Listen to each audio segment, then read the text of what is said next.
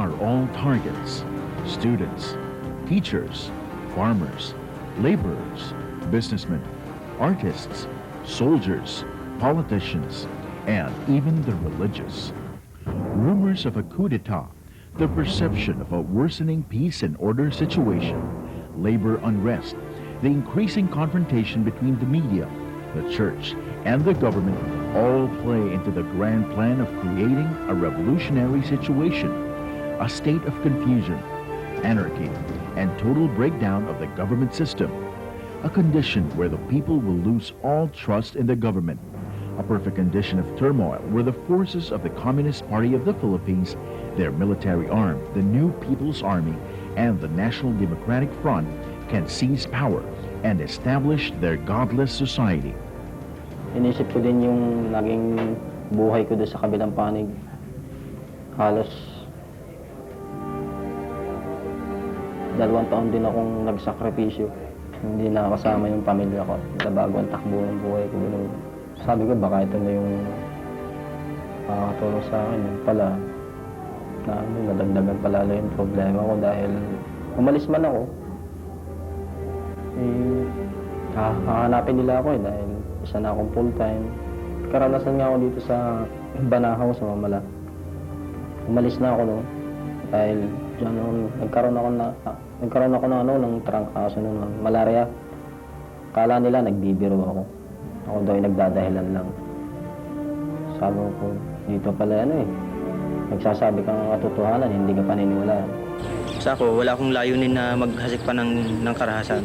Hindi ako naghahamon sa kanila na talagang magbakbakan. Malabo kong ibaba ng NPA ang armas. Kasi ang solusyon talagang nakikita ay armado. Kailangan ibagsak ang gobyerno. Ganun ang prinsipyo ng kilusan. The main objective of the CPP NPA NDF are to topple the present democratic government and replace it with its own communist dictatorial government and abolish all rights and freedoms of our people, including our Christianity and all forms of religion. To seize power, the CPP NPA NDF uses the People's Protracted War Strategy. This was adopted from Maoist teachings and entails the total mobilization of the entire people for armed struggle, open mass struggle, armed and unarmed combat, rural and urban uprising to destroy our democratic government. This is done through systematic deception, using recycled issues to infiltrate, organize, brainwash, manipulate, and destroy. From 1968 to present, the revolutionary struggle is still at the strategic defensive stage. At this stage, they will infiltrate and destroy the country's power, transportation, communications, and food supply. In a concerted effort to destabilize the government, the communists will further capitalize on critical factors that threaten their national security, such as organized syndicated criminals, religious civic radicals, unscrupulous politicians, and secessionist movements. The nature of the communist propaganda is to agitate. The propaganda objective of the National Democratic Front, or NDF, is to make the people hate the government by presenting recycled issues and twisting them to lay blame on the system. By constant repetition, their lies are slowly accepted as the truth. Once the minds of the people are affected by their propaganda, the organizational work will follow through their sectoral front organizations. Then after that, mobilization either in the form of rallies, demonstrations, sympathy strikes, and other forms of mass actions. The communists call this the tempering stage in preparation for armed struggle. It is not by force of arms that the communists bring a country down. It is by manipulating public opinion to their advantage. This manipulation of the mind is also the communists' tool in deceptive recruitment. When a certain factory is targeted, infiltrators are made to apply for employment. If this is not possible, they will befriend an employee of the factory.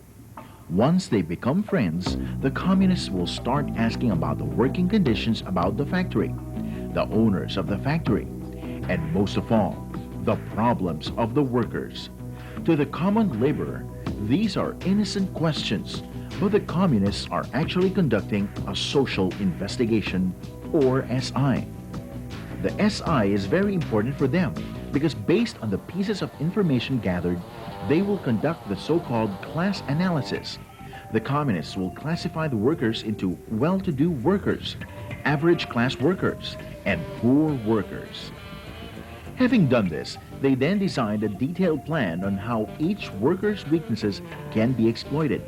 They talk about the problems of the workers and slowly open to them the concept of unionism as an ideal solution to their problems. Once they have convinced some workers, they will divide them into smaller groups, then task them to recruit some workers into different departments. This is now the contact stage. When there are enough convinced workers in every department, they will transform these small groupings into organizing committees. They will now agitate the whole labor force and ask the workers to sign a petition for certification election or direct recognition of their union. Once the communists, through their front labor organizations like the KMU or its affiliated organizations, have succeeded in establishing a legal personality in the company, they start an escalating program of destabilization. They will come up with unreasonable demands and will even resort to sabotaging company facilities. This infiltration of labor has resulted in the closure of many companies, resulting in the unemployment of countless of workers and untold suffering for millions of dependents. Again, they put the blame on the owners of the company and even the government, when in reality, the downfall of all industries is their ultimate goal. In the meantime, the innocent worker is unaware that upon signing the petition, he is already marked as a mass member, the first step towards becoming a communist. Now he will be invited to join rallies, demonstrations, strikes, and other forms of mass actions. During these mass actions, he will hear communists shouting slogans. The most common are the so-called three isms, which is, according to their ideology, are the root causes of the problems of society.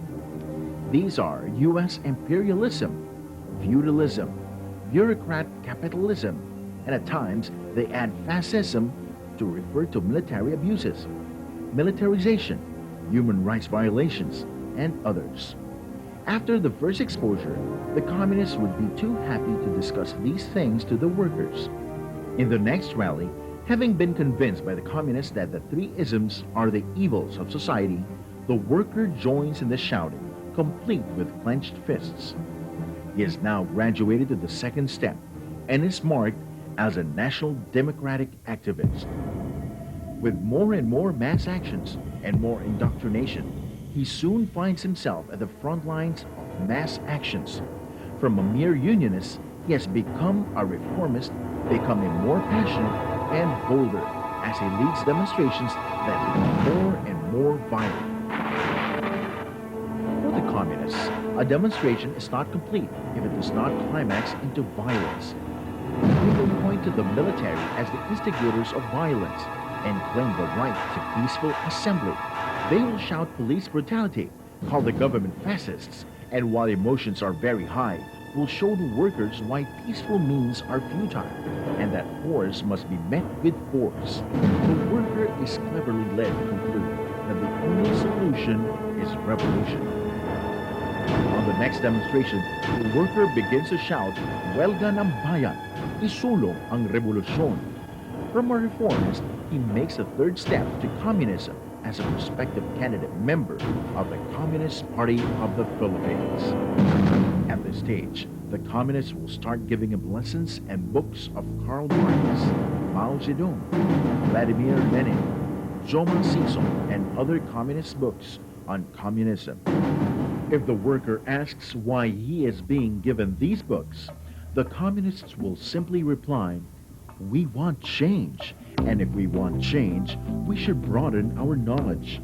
Let us study these books about communism and put into practice the good ideas and reject the bad ones." Once the worker starts reading these books, his fears on communism will slowly be erased. He will start to appreciate the theories of Marx, Lenin, and Mao.